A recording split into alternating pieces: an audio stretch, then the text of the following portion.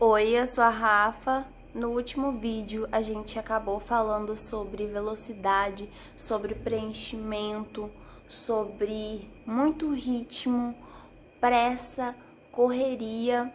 A ideia era falar sobre o silêncio, mas eu acho que para a gente falar de por que estamos falando de silêncio, de vazio, de aleatoriedade, enfim, a gente precisa dizer do oposto, né? De velocidade, de pressa, de preenchimento.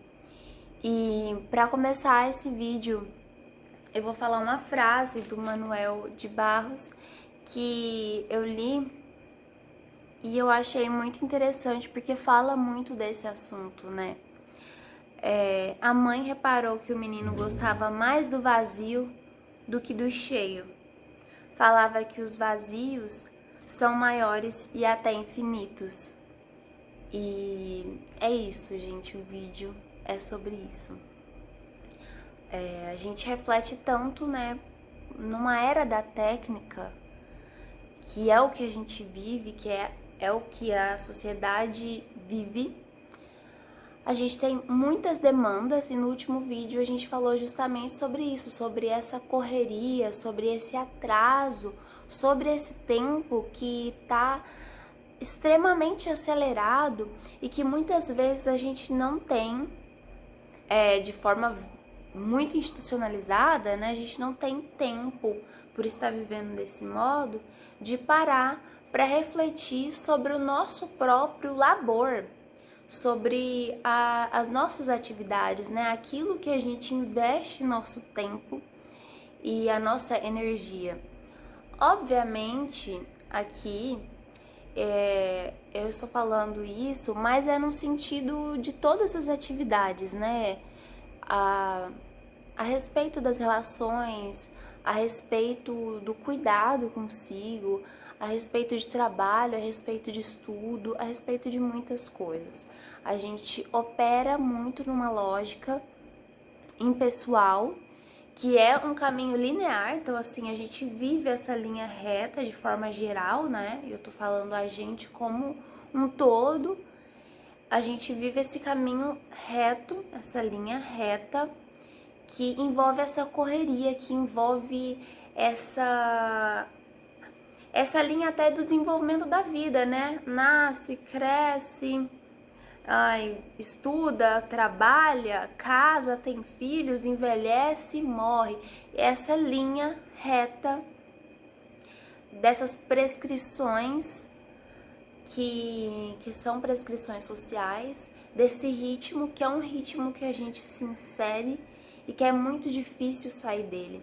E é um ritmo de correria, é um ritmo de atraso, é um ritmo, como eu disse, da era da técnica, em que ele precisa, tudo que a gente apreende nesse mundo, por esse viés, precisa ter utilidade, precisa ser rápido, precisa gerar informações úteis e a gente é bombardeado com muitas informações o tempo todo, informações muito boas, informações péssimas de coisas horríveis que acontecem no mundo. Acho que a gente pode pensar, por exemplo, como foi estar numa pandemia, vivendo num mundo em que absolutamente tudo é noticiado e a gente tem outras coisas que adicionam. E não adiciona no sentido de adicionar velocidade, de adicionar preenchimentos, e é no sentido desse vazio, no sentido dessa pausa. Coisas que são aquelas as quais se pode refletir, lugares, relações e agir de forma pessoal, né? Eu penso muito no livro do Byung-Chul Han, que, se eu não me engano, o título é Favor Fechar os Olhos, que uma professora, Gabi, aliás, ela me deu e ela tá discutindo no canal dela, lá no YouTube, enfim, é uma pessoa extremamente conhecida por aqui. Eu provavelmente vou citar aqui embaixo os vídeos dela que ela fala sobre esse livro. E ele traz justamente essa perspectiva do silêncio. E aí ele traz como essa metáfora de fechar os olhos, como entrar num ritmo pessoal, de afeto, no sentido de afetar, de atravessar, de se implicar, que não é necessariamente para ser algo positivo, mas quando algo nos atravessa, aquilo pode evocar muitas coisas. No sentido de promover contato, de promover encontros. E no livro ele traz algumas... O Byung-Chul Han, ele é um sociólogo, então ele pensa muito sobre essas questões humanas na contemporaneidade. E ele traz alguns exemplos de coisas que escapam esse lugar linear e que são importantes na nossa vida. Ele fala dos rituais, né, que a gente tem como produção cultural humana e que tem uma relevância muito importante como um momento que, inclusive, temporalmente, nós iremos lembrar, no sentido de que nossa memória consegue guardar por muito tempo certos eventos. E quando eu tô falando de rituais, a gente pode pensar, por exemplo, eu acho que ele cita o casamento, ou um velório, um enterro, enfim. Eu vou usar o exemplo do casamento porque o casamento ele tem ali uma organização temporal diferente, né? É um dia só, ou às vezes, sei lá, uma parte do dia, e que esse dia ele é organizado a longo prazo, às vezes assim, um ano antes, em que tudo é minimamente planejado. E aqui, o que eu quero dizer de planejamento aqui não é nesse sentido de controle, é no sentido de cuidado, no sentido de algo que se faz com capricho, algo que se faz para além dessa linha do cotidiano, em que a gente não se prepara para arrumar uma mesa, em que a gente não se prepara para arrumar o lugar, em que a gente não se prepara uma roupa a si mesmo, como uma cerimônia em que a gente, nos diálogos cotidianos, não se prepara, né? É um evento que ele é preparado. Obviamente que a gente pode pensar em diversos cenários que inclusive podem ser muito pessoais e muito autênticos, e todos os implicados, eles têm ali uma certa lembrança, né? Você provavelmente vai lembrar do que você comeu num casamento, e provavelmente você não vai lembrar do que você comeu semana passada nesse mesmo dia, a não ser que tenha sido algo que tenha escapado por algum motivo dessa linha, desse linear. Então, você pode se lembrar de algo, por exemplo, desse almoço, desse casamento, dessa celebração, desse ritual, porque você gostou muito, porque você não gostou, mas aquilo é uma coisa tão diferente que até o não gostar envolve ali um atravessamento de se implicar ali e conhecer por outros sentidos, que não um sentido, a via da racionalidade, né? Conhecer. Sabe quando a gente entra num lugar, quando a gente entra numa festa e a gente se encanta, a gente entra numa loja, ou a gente entra, sei lá, num museu, em algum lugar que tem uma instalação, que há um capricho, que seja um jardim planejado, em que há um capricho e a gente fica como se fosse crianças, olhando para aquilo como uma coisa original, como quem nunca viu, como uma novidade. E esse tipo de olhar, esse tipo de conhecer essas coisas, não está num conhecer racional. que é também muitas vezes o lugar que a gente ocupa, um modo de se relacionar com o mundo, que a gente geralmente opera nessa linha que eu tô falando para vocês. E aí tem esse brilhantismo, esse olhar brilhante para um cenário que de repente ele escapa o cotidiano, ele escapa. E eu não quero dizer aqui que o cotidiano não tem essa beleza, só que geralmente a gente não para olhar. E aí fica também o convite, né, pra gente parar um pouco e olhar. E meu cachorro. E a gente entra nesse fluxo, né, dessa velocidade e geralmente não olha para os lados, não olha e não vê beleza. E às vezes não é só sobre beleza, né? Às vezes é ver algo estranho, nojento e, sei lá, assustador, ou algo que seja indizível, que seja indecifrável, que não tenha palavras para dar conta, que não tenha palavras para dar conta. E aí, pensando nisso, me vem a referência desse livro aqui da Clarice, Laços de Família. Tem esse conto, eu não sei se poderia chamar de conto ou crônica, Amor. O livro conta de uma mulher, a Ana, em que ela operava, gente, por uma lógica extremamente impessoal e desimplicada. Ela tinha as tarefas utilitárias dela, ela tinha as coisas que ela precisava fazer, e se tirassem essas coisas dela, ela ficava extremamente deslocada, porque então qual seria a utilidade dela? Para onde? O que ela poderia fazer se não ser útil?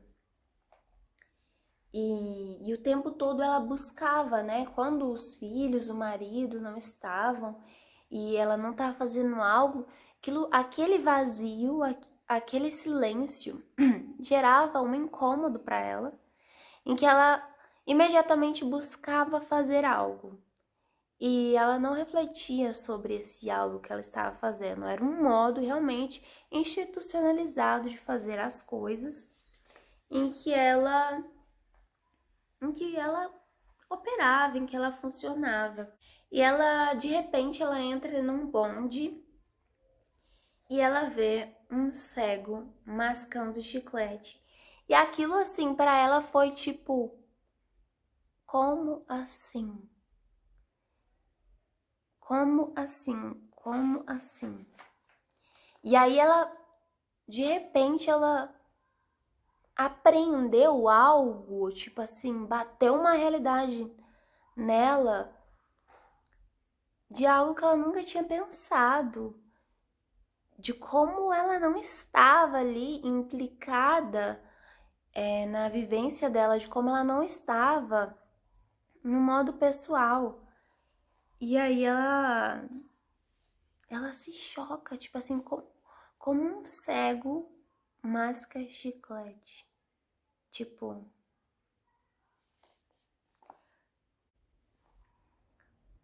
essa é a expressão, gente. Quando falam sobre awareness, quando falam sobre aprender,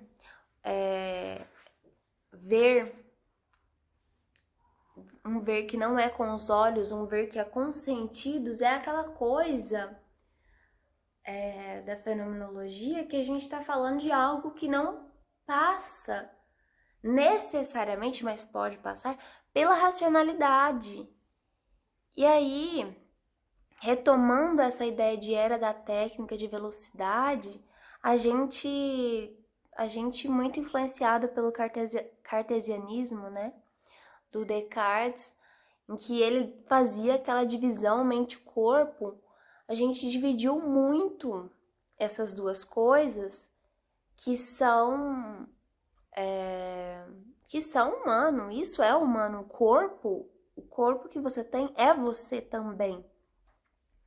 E às vezes a gente se desimplica do corpo como parte também que pode obter sensações, que pode estar presentificado. E quando eu falo presentificado, não é simplesmente numa ideia abstrata, tal. Eu penso até no termo de aterrado, de colocado com os pés no chão, no sentido de inserido na realidade. Na realidade, ali, sabe? De quem está vendo e não está passando. E aí a gente fica muito nessa lógica racionalista de dar conta das coisas. E às vezes nem racionalista, né, gente? Às vezes nem isso. E o corpo, ele deixa de ser um elemento importante. E nessa era da técnica, que a gente é bombardeado de informações e a gente precisa de muito conhecimento e a gente precisa de saber tantas coisas e tantas técnicas, inclusive isso na psicologia, né? Eu acho que me vem à cabeça aquela escultura, enfim, aquela obra do homem com o corpo pequenininho e a cabeça tão grande, mas tão grande que ela pende e cai. Então, assim, a gente tá aqui, né, gente? A gente está em um nível de distanciamento